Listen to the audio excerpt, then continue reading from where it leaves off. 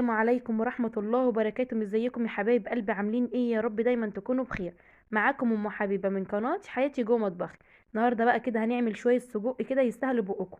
احنا طبعا معانا هنا ايه نص كيلو سجق. طبعا انا مقطعاه بالشكل ده كده، مقطعه الواحده كده اتنين، التقطيعه اللي انت حباها. بس يفضل لما تكون ايه يعني يا سليم يا تقطعها اتنين عشان ما يتهرش مننا.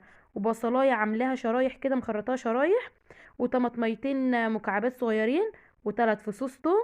وكان عندي بقى ايه فلفل احمر على فلفل اخضر، رحت مقطعاهم معاهم هما كمان. والتوابل بتاعتنا ايه نص معلقه فلفل اسود، نص معلقه كمون، نص معلقه ملح، نص معلقه بهارات. يلا بينا كده على البوتاجاز بقى ايه نشتغل ونشوف هنعمل ايه كده ايه طريقه السجق.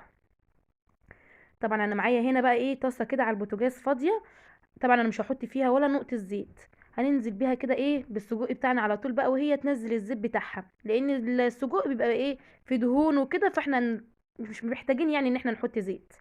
دلوقتي كده انا نزلت السجق. هحاول بقى ايه ان انا ايه اقلبه كده يمين وشمال كده، بس ما احاولش ان انا اقلبه كتير عشان السجق ما يطلعش اللحمه اللي جواه.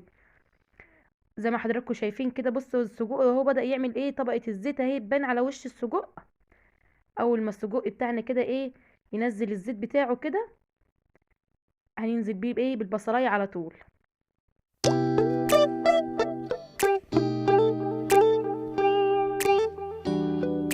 طبعا انا هنا بقى ايه بقلبه كده حلو كده. بحاول ان انا اقلبه ايه يعني ما اقلبهوش جامد، احاول ان انا اقلبه بالراحه عشان خاطر ايه ما يتهريش. طبعا كده انا بقى ايه هنزل بالبصلايه بتاعتي كده. هنزل على السجق كده بالبصلايه.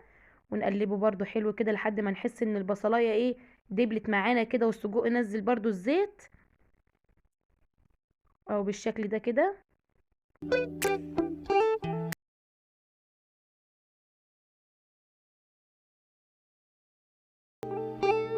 طبعا بقى انا دلوقتي بقى هنزل بالفلفل بتاعنا كده على السجق. ونحاول برضو نقلبه كده مع بعض.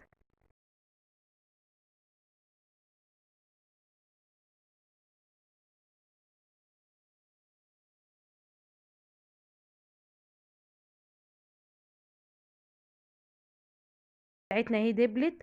والفلفل كده اندمج مع السجق والبصل. شايفين كمية الزيت اللي السجق بتاعنا نزله؟ يعني مش محتاجين ان احنا نحط زيت خالص. هو ينزل دهونه كلها. طبعا بقى ايه هنزل على السجق كده برضو بالثوم. ونقلبه برضو كده ايه كله مع بعضه كده.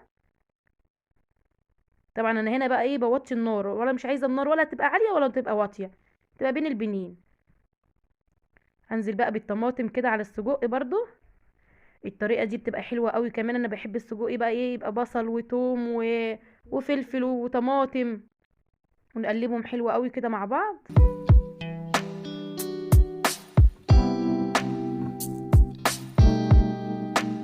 دلوقتي بقى انا ايه هنزل بالتوابل كده. ونقلبهم برضو كده لحد ما نحس ان التوابل بقى ايه اتقلبت حلو قوي كده مع السجق والحاجات اللي احنا حاطينها.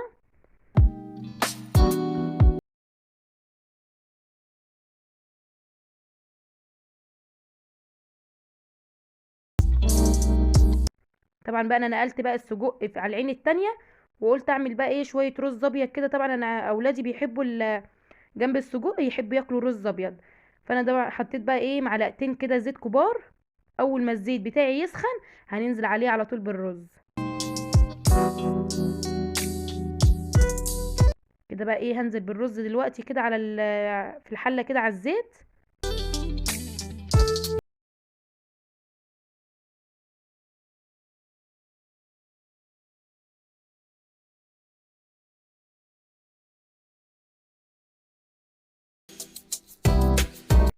قلبته كده تقليبتين حلوين كده. بتاع 3 دقايق كده قلبته حلو كده. بعد كده ننزل بقى ايه عليه بالميه. طبعا عشان خاطر الرز ما يعجنش مننا، بنديله تشويحتين كده. اول ما بننزله في الزيت كده بنديله تشويحتين كده حلوين محترمين. وبعد كده ايه بنحط الميه بتاعتنا، يكون الميه بعد الرز بعقل الصباع. واول ما يدينا الغلوه بتاعتنا نروح موطيين عليه خالص. يعني على الشعرايه كده بالظبط النار، عشان خاطر الرز بتاعنا يستوي مننا ويطلع مفلفل. طبعا انا حطيت بقى الميه، هحط بقى كده ايه الملح نص معلقه ملح. ونقلبهم مع بعض كده حلو. وبعد كده بقى ايه نغطي الرز.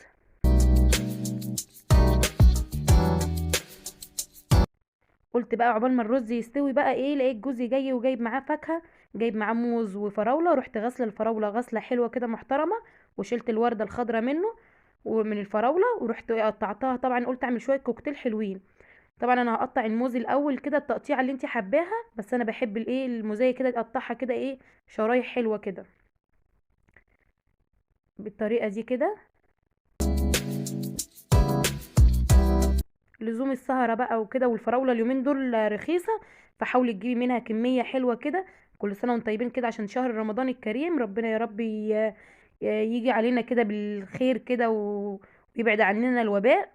فنروح جايبين بقى ايه كمية حلوة كده ونخزنها عشان خاطر ايه نحطها مع الفطار كده واحنا بنفطر في رمضان.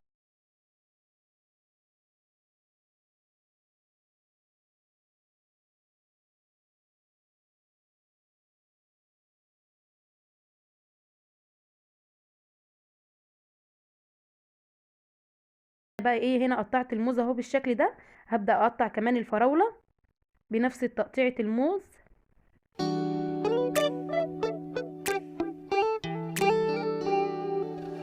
ما هو مش معقول بقى نبقى سهرانين كده وما ناكلش حاجه حلوه بقى. فقلت بقى ايه اعمل لهم بدل ما ياكلوها كده، لا اعملها لهم كده في الكوكتيل كده وياكلوها كده بقى ايه في الكوبايات كده، وتنزل كمان العسل بتاعها.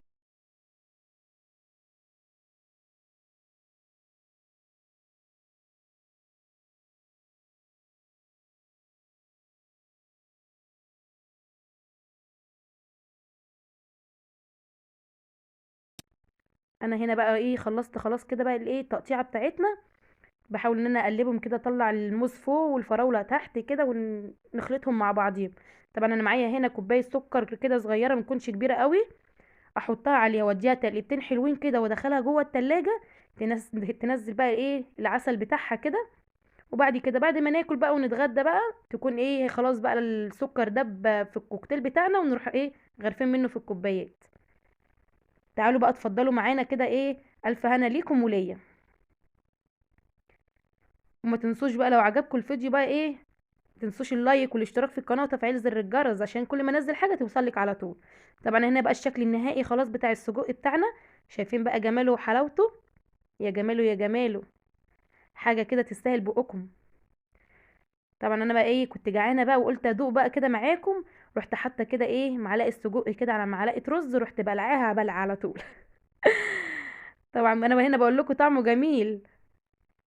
يا رب يكون وصفتي عجبتكم، وما تنسونيش بقى باللايك والاشتراك في القناه وتفعيل زر الجرس. وهنا يا حبايب قلبي بعد ما اتغدينا بقى رحت ايه طلعت الكوكتيل بتاعي من التلاجة. خلاص كده بقى ايه السكر داب كده في الكوكتيل الموز والفراولة، ونزل الصوص بتاعه. حاجة بصراحة كده جميلة. طبعا حاولوا بقى ايه تبسطوا اولادكم كده بقى بشويه فراوله وشويه موزه تعملوا لهم احلى كوكتيل. وعايزاكم تقولوا لي في التعليقات كده وصفه كده تكون عايزين نعملها لكم ولا حاجه، اكتبوا لي في التعليقات ونعملها مع بعضينا. والسلام عليكم ورحمه الله وبركاته.